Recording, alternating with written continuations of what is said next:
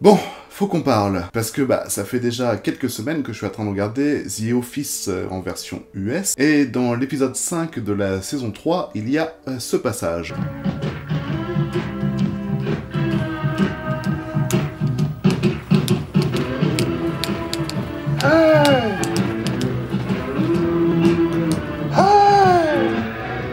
Bon, rien de méchant juste là, ça me fait juste penser à cette scène désormais culte du Joker.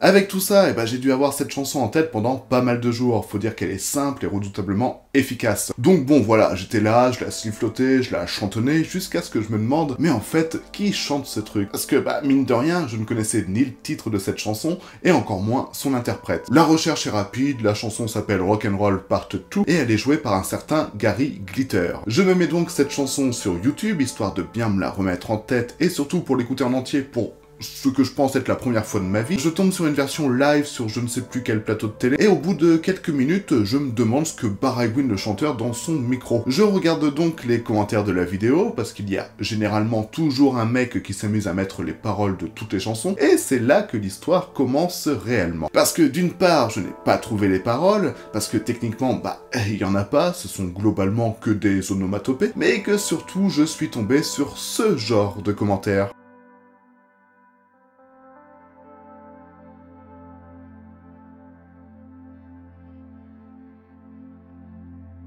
Cette chanson que j'ai en tête depuis des semaines est donc l'œuvre d'un pédophile. Fait chier. Et du coup, je me sens con de l'avoir siffloté et chanté à la face du monde, d'avoir ainsi très indirectement soutenu un criminel. Donc voilà, comme je trouve qu'il est très important que les gens sachent qui se cache derrière une chanson en apparence assez banale, laissez-moi vous parler de Gary Glitter.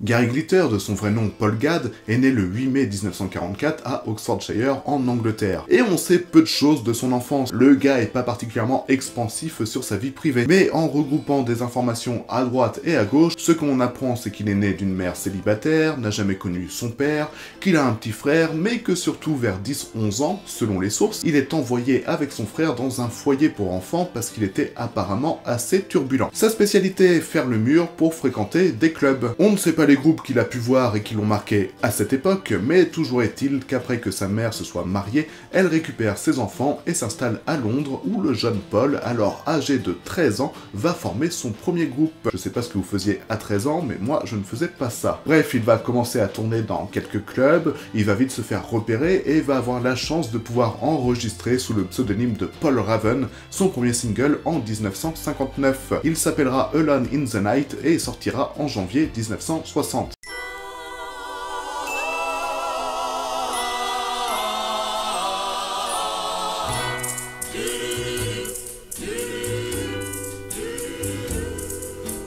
Alone and lost in the night. Ah bah oui, ça ressemble pas vraiment au Gary Glitter que l'on connaît aujourd'hui. Faut dire que le type est assez fan de rock classique, à la Elvis, si vous voyez ce que je veux dire. Sauf que bon, dans les années 60, la carrière d'Elvis, elle commence déjà à décliner, et tout le monde commence à le trouver ringard. Alors le jeune Paul Raven, qui débarque sur le marché avec sa ballade qui sonne comme une pâle copie du King, autant dire que ça ne va pas très bien marcher pour lui. Surtout qu'au même moment, un autre fan d'Elvis va de son côté révolutionner le monde musical. Ce sera John Lennon, mais ça, c'est une autre histoire. Pour revenir à Paul Gadd, il va quand même persévérer et va continuer, toujours sous le nom de Paul Raven, de faire des 45 tours pendant une bonne dizaine d'années. Le succès ne vient toujours pas à un Paul Gadd qui doit se résoudre à devenir chauffeur de salle et même à l'occasion agent de sécurité pour l'émission Ready Steady Go, une sorte de Top of the Pops plus orienté jeunesse. Évidemment, ça ne convient pas à Paul Gadd. Lui, il s'en fout de faire la sécurité pour les Beatles. Lui, ce qu'il veut, c'est la célébrité. Alors, il continue de s'accrocher et va même changer plusieurs fois son nom de scène en Paul Russell, en Robert Bucket, qui veut littéralement dire saut en caoutchouc, ne me demandez pas pourquoi, et va même faire une reprise des Beatles sous le nom de Paul Monday.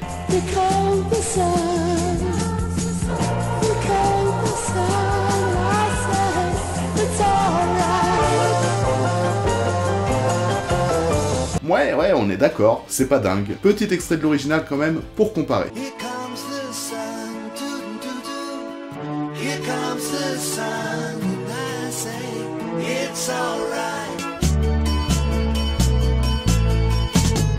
Ben non, y a pas photo, les Beatles sont meilleurs. Mais ne vous inquiétez pas, Paul va bientôt connaître lui aussi la célébrité. Mais pour ça, il faut qu'il rencontre le célèbre producteur Mike Leander en 1965 et devienne son petit protégé. Mike, je vois pas trop ce qu'il voit dans Paul, mais il va tout faire pour que la carrière du gamin décolle. Il va lui financer d'autres 45 tours qui bident, il va l'envoyer tourner en Allemagne parce que c'est là que les Beatles ont commencé, et il va même lui octroyer un petit rôle dans la comédie musicale Jesus Christ Superstar. Right now to whip up some support. That I think we must aboard. Bref, c'est toujours pas le succès, mais il y a du mieux. Et surtout, Mike Leander a trouvé quelqu'un d'assez malléable dans la personne de Paul Gad pour accomplir de grandes choses. Vous l'aurez compris, ça va être l'heure du relooking. Let's go. C'est ainsi qu'on arrive au début des années 70. Sur la scène britannique, on commence à voir des types comme David Bowie, T-Rex, Roxy Music, qui vont être le fer de lance d'un mouvement intitulé glam rock. Et Mike Leander, il a le nez creux. Et avec ce mouvement musical, il sent bien que non seulement il se passe quelque chose, mais qu'en plus il y a moyen de se faire de la bonne grosse moula. Donc ni une ni deux, il transforme son protégé, lui enfile une postiche, lui met de bonnes grosses moon boots, c'est la mode à l'époque, et empaquette le tout dans un costume extravagant et scintillant. Il ne manque plus qu'un nom à sa création, et apparemment ce nom aurait été choisi en jouant de manière allitérative avec les lettres de l'alphabet. On a ainsi échappé à Stanley Sparkle, Stanley l'étincelant, Terry Tinsel, Terry le clinquant, ou le pire de tous, Vicky Vomit, dont je vous épargne l'évidente traduction. Finalement, le choix s'arrête sur Gary Glitter, Gary Paillette donc, ce qui, si on me demande mon avis, n'est pas fou quand même. Enfin bref, on a un personnage, on a un nom, il ne reste plus qu'à enregistrer un premier son. Mike Leander, toujours en manette, va imposer un son de guitare assez particulier et surtout une rythmique tribale visant à électrifier les foules et qui sera d'ailleurs accentuée en live par l'utilisation de deux batteries. C'est ainsi que le premier single de Gary Glitter va sortir et c'est directement son plus gros tube avec les chansons dont je vous parlais au début de cette vidéo, à savoir Rock'n'Roll Part 1 et tout.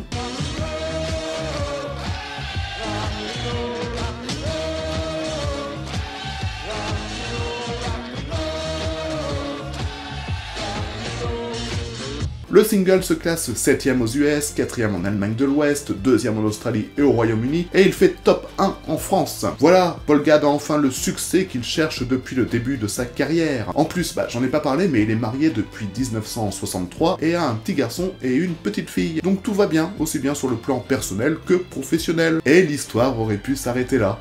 Sauf que non, quand le succès arrive dans la vie de Paul Gad, il divorce direct et va entamer une nouvelle vie plus discutable. We were in Helsinki and it appeared that the entire theatre had decanted to outside the hotel.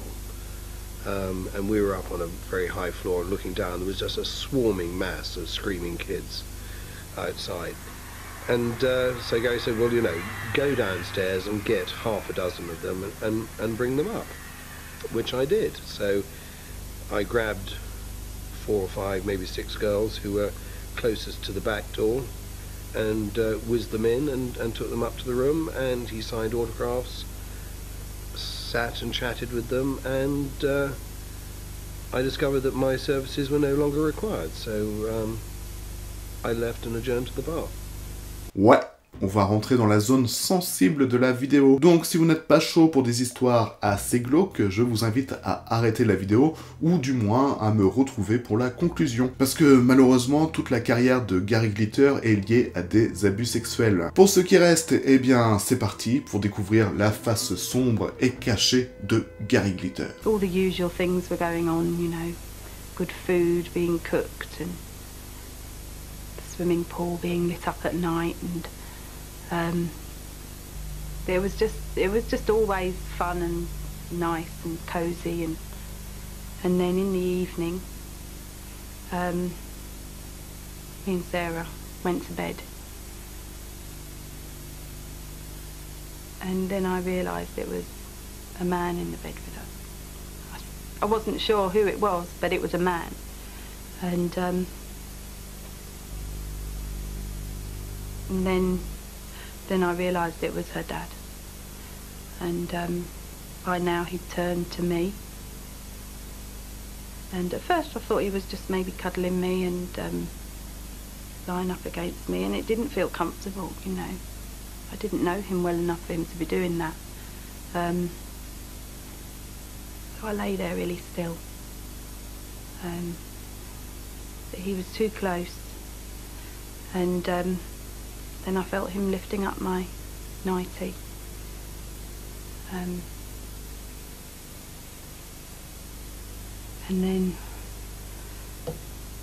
then like, I felt it.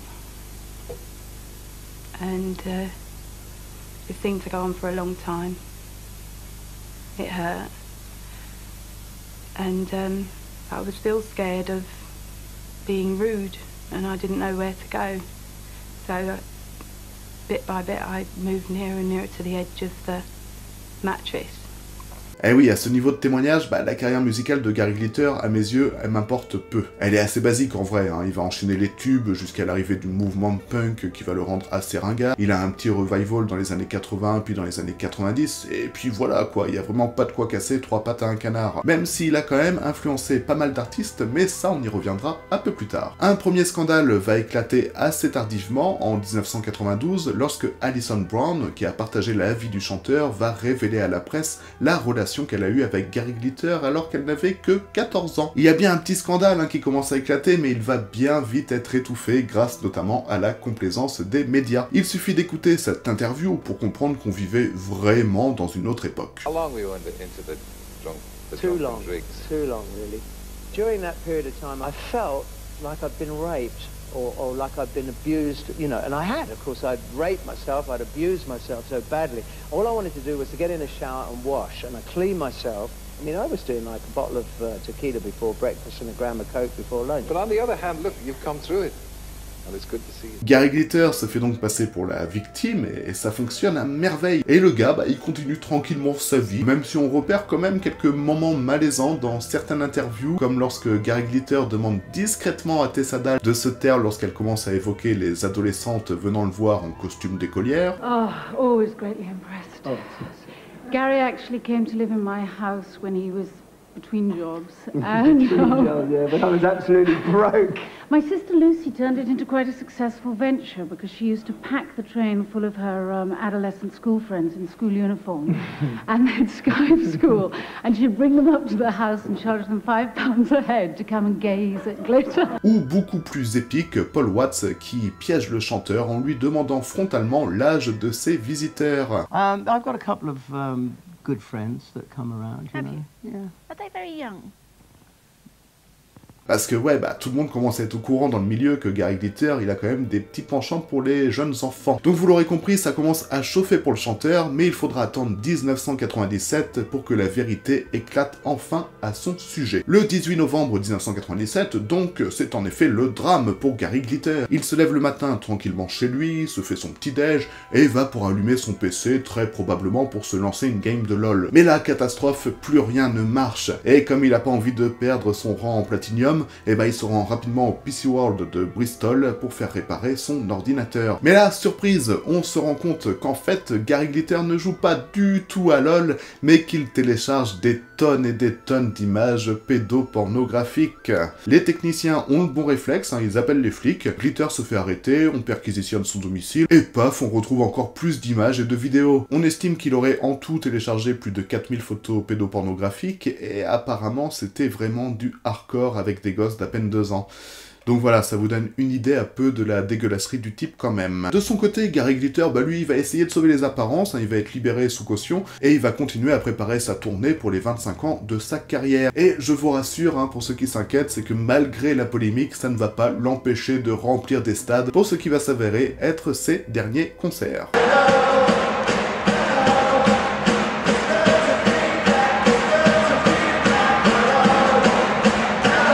Pendant que Gary profite pleinement de sa tournée anniversaire, la parole va se libérer et des jeunes filles abusées dans les années 70, devenues femmes depuis, portent plainte.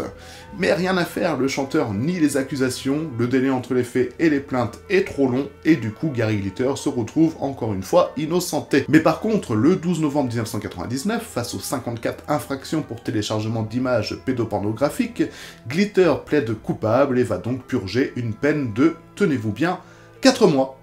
Ouais, c'est vraiment rien du tout, 4 mois. Et en plus, il va au final rester que 2 mois en prison avant d'être libéré en janvier 2000. C'est comme ça, c'est la justice. Mais à défaut d'être en prison, l'image publique de Gary Glitter va tout de même se retrouver salement amochée. Et étant détesté dans chaque recoin de l'Angleterre, il va fuir son pays d'origine après avoir fait, ce qui à mes yeux est vraiment un simulacre d'excuse publique qui est en fait assez minable. I deeply regret doing what I was sent to prison for. I've served my time.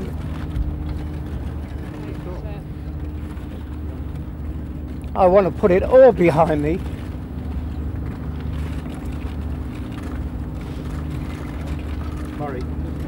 And live my life.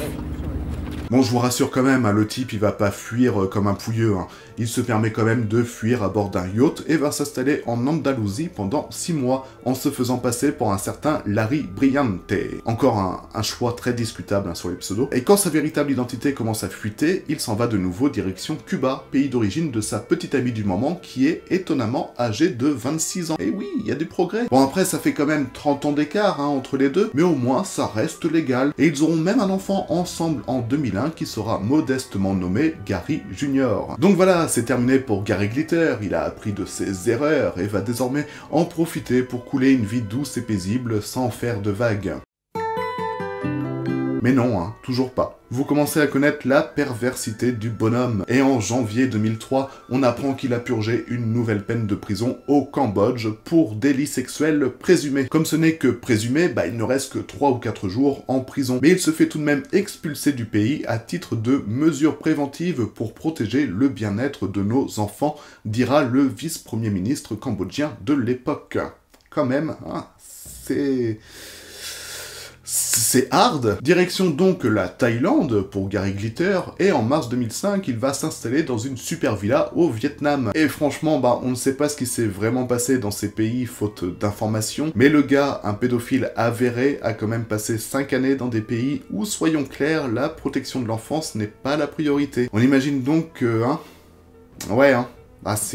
c'est glauque au possible cette histoire. Et c'est pas fini, parce que le 12 novembre 2005, Gary Glitter, il cherche à tout prix à fuir le pays parce que 6 Vietnamiennes âgées entre 11 et 23 ans affirment avoir eu des relations sexuelles avec le chanteur, et une jeune fille de 15 ans sera même retrouvée dans sa villa. Glitter ne parvient pas à s'échapper et se fait une nouvelle fois arrêter en essayant d'embarquer dans un avion allant à Bangkok, et alors qu'il aurait pu être condamné à la peine capitale, qui est purement et simplement un passage devant un peloton d'exécution, ça rigole pas du tout au Vietnam, tu m'étonnes d'ailleurs que le mec il cherchait à se casser, et Gary Glitter, il va s'en sortir une nouvelle fois par manque de preuves, selon son avocat, ou par corruption, selon moi. Surtout qu'en plus, le mec, il est immonde. Il a admis que la fillette de 11 ans a passé la nuit avec lui dans un lit, parce que elle avait peur des fantômes, et c'est elle qui a demandé à venir au final, donc c'est un peu de sa faute quand même, Gary Glitter est donc toujours libre, en pleine nature, sans aucune surveillance ou quoi que ce soit, et on imagine bien que c'est toujours pas terminé cette histoire. Si ça se trouve, il prend même encore plus de confiance d'avoir ainsi échappé aux mailles de la justice. Et c'est ainsi que l'on retrouve notre Gary Glitter une nouvelle fois au tribunal le 2 mars 2006, étant jugé cette fois pour avoir commis des actes obscènes sur 2 filles âgées de 10 et 11 ans. Et cette fois, il n'échappe pas à la prison, puisque le juge le condamne à 3 ans de prison, une expulsion obligatoire du pays à la fin de sa détention, et au versement de 5 millions de dong vietnamiens pour les familles des victimes. Ça a l'air impressionnant comme ça, et on se réjouit à peu qu'il paye enfin ses actes atroces, mais en fait, 5 millions de dong, ça fait juste un peu plus de 300 $. De son côté, Gary Glitter ne va évidemment pas du tout se remettre en question et ira même jusqu'à se proclamer innocent et que tout ceci n'est qu'un vaste complot. Are you sorry for what you've done? No, I'm not. I haven't done anything. I'm innocent. You've been found guilty.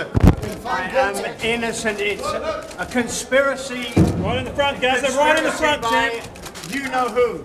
Le 19 août 2008, Gary Glitter sortira de prison. Et oui, encore une fois, sa peine a été réduite. Ce mec, il a tellement de la chance par rapport aux atrocités qu'il commet que ça en est vraiment indécent. Surtout qu'il change jamais, hein, c'est toujours le même schéma de je fais des trucs moches, je me fais arrêter, je vais en prison, je sors de prison, je fais des trucs moches, je me fais arrêter, etc. Et je n'ose même pas imaginer le nombre de viols qui auraient pu être évités s'il était resté en tôle dès le début. Enfin, quoi qu'il en soit, Gary Glitter est escorté à l'aéroport et on le met dans un vol direction Londres. Sauf que ce n'est pas un vol direct et l'avion fait une escale à Bangkok. Et là, Gary Glitter, il se dit que quand même, à Londres, il aura moins de chances de continuer ses petites activités. Alors qu'en Thaïlande, bah, il connaît quand même déjà plutôt bien le pays. Alors il commence à faire son show lors de l'escale en disant que ouin ouin ouin, j'ai des acouphènes, ouin ouin ouin, j'ai un problème cardiaque, et ouin ouin ouin, il faut m'hospitaliser en Thaïlande parce que je suis incapable de monter dans l'avion, bla bla bla. Et du coup, bah, il y a un médecin qui vient, qui lui donne un petit analgésique et qui le déclare apte à voyager. Voilà.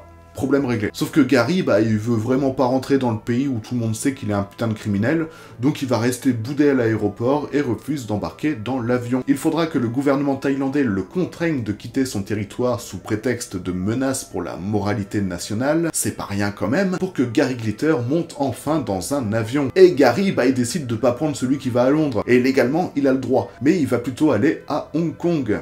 Sauf que là-bas, malheureusement pour lui, on ne veut pas de lui non plus. Et hop, il est renvoyé à Bangkok. Là, les pays autour, ils se disent que ça va être le début d'une grosse partie de patates chaudes, et pour pas risquer de se taper un pédophile notoire sur leur territoire, ils anticipent le coup et interdisent l'accès à Gary Glitter. En tout, ce sera 19 pays qui le refuseront, dont Cuba, le Cambodge et les Philippines. Des pays qui sont connus pour la protection de l'enfance. Enfin bref, c'est la fin de partie pour Gary Glitter, qui, faute de choix, doit retourner en Angleterre. Et encore une fois, vous vous dites peut-être que ça y est, il ne peut plus rien arriver, mais encore une fois, vous vous trompez, parce qu'il est enfin temps que le karma agisse un peu et que les actes passés de Gary Glitter lui reviennent en pleine gueule. Nous sommes donc en octobre 2012 et une chaîne de télévision britannique diffuse le documentaire The Other Side of Jimmy Savile. Jimmy Savile, c'était si ce n'est le présentateur vedette de la BBC, ayant animé Top of the Pops et Jim Will Fix It sur cette chaîne. Il est mort en 2011, un an avant ce documentaire, et le documentaire en question va bouleverser l'Angleterre, puisqu'on va y découvrir que Jimmy Savile est non seulement un prédateur sexuel, mais probablement l'un des pires agresseurs sexuels que le Royaume-Uni n'ait jamais connu. Mais ça encore, c'est une autre histoire. Ce qui nous intéresse dans ce documentaire, c'est que Gary Glitter y est évoqué, lié au viol d'une fillette de 13 ou 14 ans dans la loge de Jimmy Savile. Ce documentaire secoue tellement l'Angleterre que la police britannique va lancer une vaste enquête sur Jimmy Savile et son entourage. Gary Glitter se fait naturellement interroger par la police dans la foulée, avant d'être finalement accusé le 5 juin 2014. Il est accusé d'attentat à la pudeur, d'avoir administré des drogues ou de l'alcool afin de faciliter des rapports sexuels et d'avoir violé 2 filles de moins de 13 ans. Et finalement, Gary Glitter se retrouve enfin condamné à une peine de 16 ans. 16 ans, enfin, c'est plutôt juste 16 ans de prison qu'il va commencer le 27 février 2015, et c'est la fin de l'histoire. Eh bien non, parce que Gary Glitter a été libéré sous conditionnel en février 2023, c'est très récent, après avoir fait la moitié de sa peine. Mais rassurez-vous, si vous allez en Angleterre et que vous avez peur de tomber sur un pédo de 80 balais, eh bien sachez que Gary Glitter est retourné en prison le 13 mars 2023 pour ne pas avoir respecté les conditions de sa remise en liberté. Apparemment, il aurait utilisé son smartphone pour aller sur le dark web pour y trouver vous savez probablement quoi. Et voilà, comme quoi, s'il y a bien une chose à retenir de tout ce parcours, c'est que le mec n'apprend à rien, mais alors absolument rien de ses erreurs. Voilà. Tout ça pour vous dire que derrière un simple morceau en apparence inoffensif, parfois il y a un véritable iceberg qui se cache derrière. Je ne dis pas qu'il faut supprimer tout ce que Gary Glitter a fait, je dis juste qu'il faut faire attention aux messages que l'on risque de véhiculer, accidentellement ou non, en mettant ses chansons en avant dans les films ou les séries. Gary Glitter a eu une influence importante sur de nombreux artistes. Joan Jett et The Cure ont repris la chanson Do You Wanna Touch Me dans les années 70 et 80 par exemple. Plus maladroitement, Gwyneth Paltrow, qui est toujours dans les mauvais Oreku a fait une reprise de cette même chanson lors d'un épisode de Glee en 2011. Donc évidemment il y a scandale puisque personne ne veut payer des redevances à un pédophile condamné. Pareil pour Oasis qui a samplé Hello Hello I'm Back Again, ce qui selon la presse anglaise aurait rapporté plus de 1 million de livres sterling à Gary Glitter. Green Day a également samplé Do You Wanna Touch Me, mais par contre ils ont versé toutes les redevances de ce morceau à 2 associations axées sur les droits de l'homme et la lutte contre les agressions sexuelles. Quant au morceau qui nous intéresse, Rock'n'Roll Back to 2, les ayants droit du morceau ont affirmé que Gary Glitter ne touchera aucune royalties. Il semblerait en effet que Gary Glitter ait revendu tout son catalogue afin de se renflouer, et que de fait Snapper Music et Universal en sont désormais les propriétaires. Bref, tout ça pour dire que normalement c'est assez safe de faire une écoute de Gary Glitter, et je suis moi-même à ma petite échelle assez rassuré puisque je sais très bien que je ne serai pas monétisé et que les quelques centimes que cette vidéo va rapporter iront dans la poche des ayants droit. Bref, merci d'être encore là à m'écouter conclure cette vidéo. N'hésitez pas à vous abonner, à liker la vidéo et à la partager parce que je trouve ça, mine de rien, assez important d'informer les gens sur ce genre de sujet. Et puis si vous voulez que je traite d'autres artistes ou d'autres sujets, n'hésitez pas à me le dire en commentaire. Bisous!